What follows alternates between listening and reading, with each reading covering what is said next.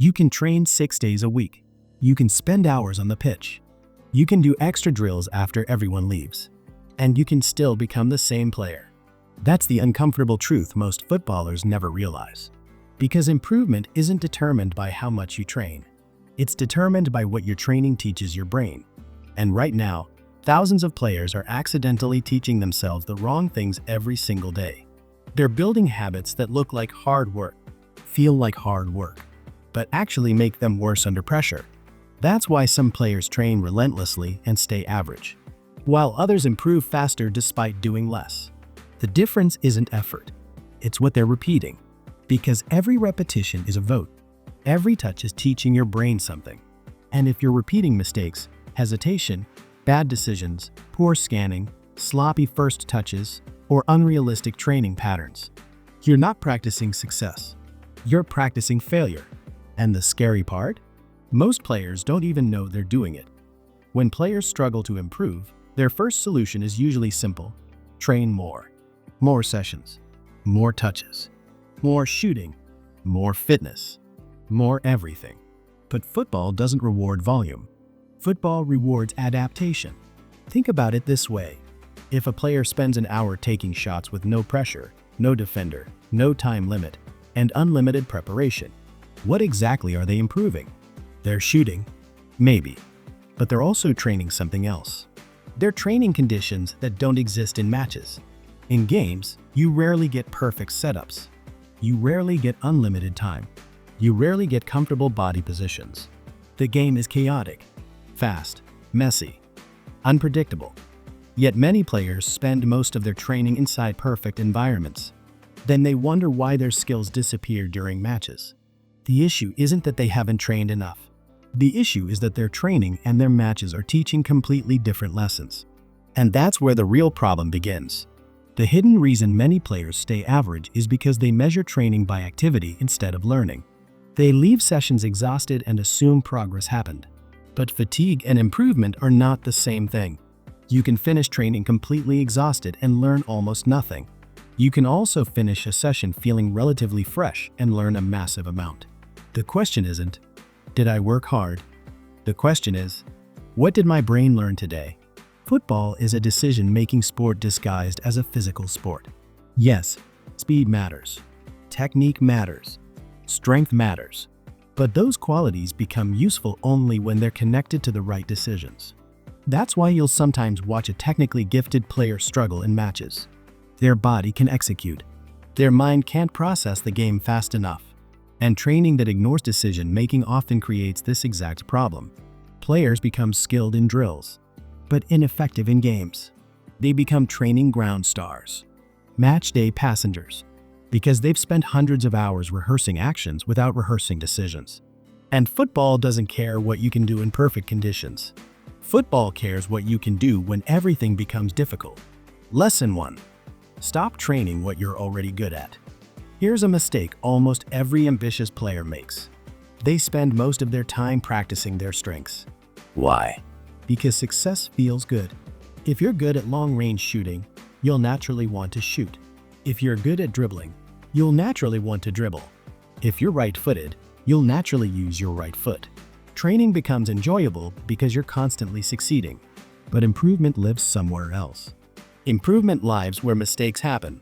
The best players don't organize training around comfort. They organize training around weakness. Because weakness creates adaptation. Let's say your first touch breaks down under pressure. What happens?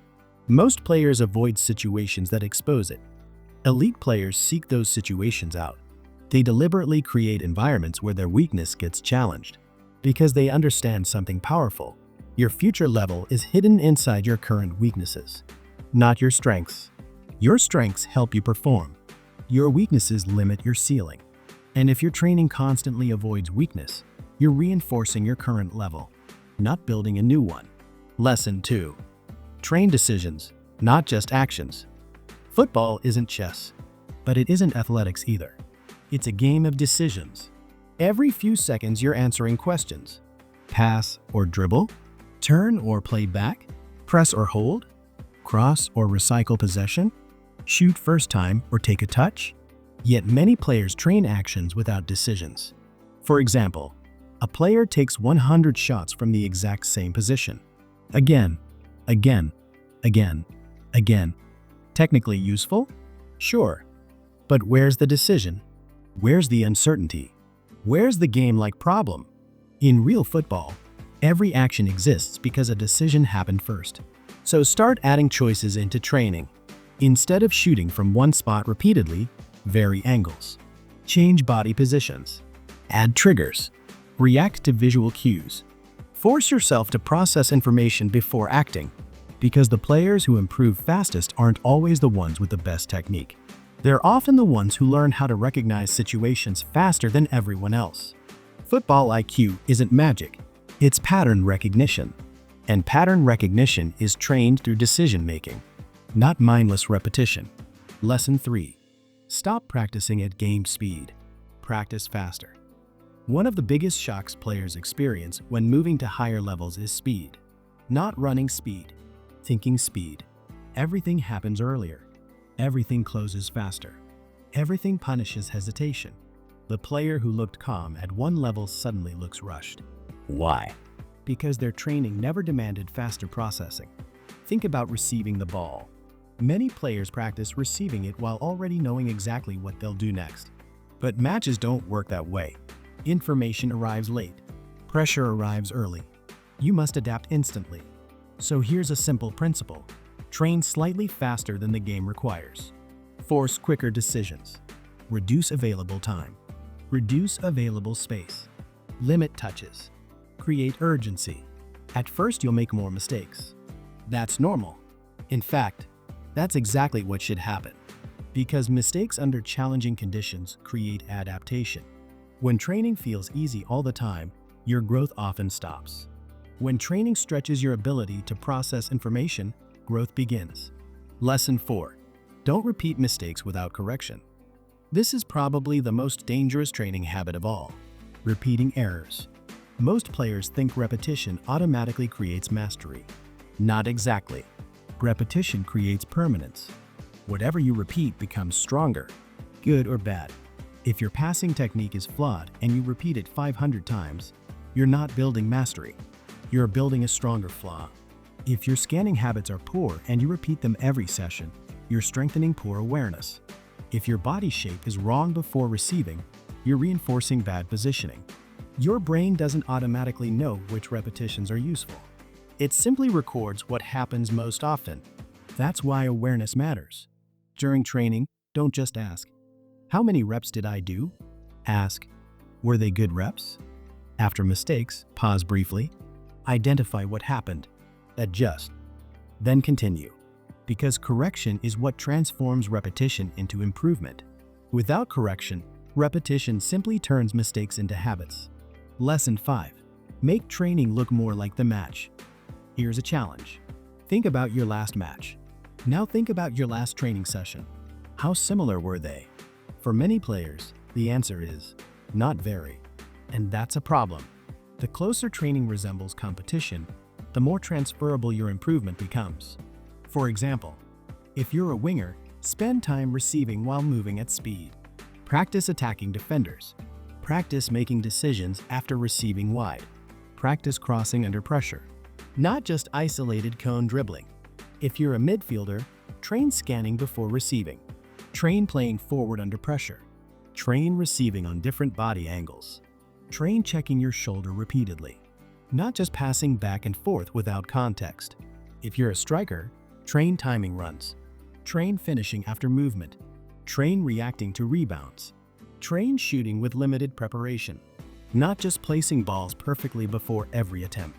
The game should leave fingerprints on your training, because your match performance is heavily influenced by what your training environment repeatedly teaches you. So what does this look like starting tomorrow? Simple.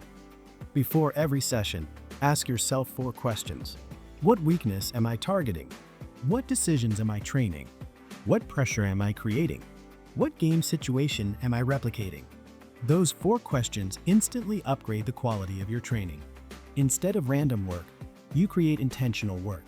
Instead of collecting touches, you collect adaptation. Let's say you're training first touch. Don't just receive and pass. Add scanning. Add movement. Add pressure. Add uncertainty. Let's say you're training finishing. Don't just strike stationary balls. Arrive onto the ball. Change angles. Limit preparation time. Make decisions. Create chaos. Because football isn't won by the player who performs best in controlled environments. It's won by the player who stays effective when control disappears. And that's exactly what your training should prepare you for. The players who stay average aren't usually lazy. That's what makes this lesson so important. Most of them work hard. Very hard. But they're accidentally rehearsing the version of themselves they already are. Every session becomes a confirmation of their current level, not a challenge to exceed it. The best players approach training differently. They don't ask, "How hard can I work today?" They ask, "What can I learn today?" They understand that every repetition is shaping their future performance. Every touch is building habits. Every decision is wiring patterns. Every session is creating a player. The question is, which player are you creating? Because effort alone doesn't guarantee improvement. Deliberate improvement does. So the next time you step onto a pitch, don't focus on doing more. Focus on learning more. Focus on challenging weaknesses. Focus on creating pressure. Focus on training decisions. Focus on making practice resemble reality. And when you do that, something powerful happens. You stop practicing failure, and you start training the player you're trying to become. If you found this valuable, subscribe for more football development videos designed to help you improve faster, think smarter, and perform better when it matters most. Because the gap between average and elite is often smaller than people think. But the way they train? That's where everything changes.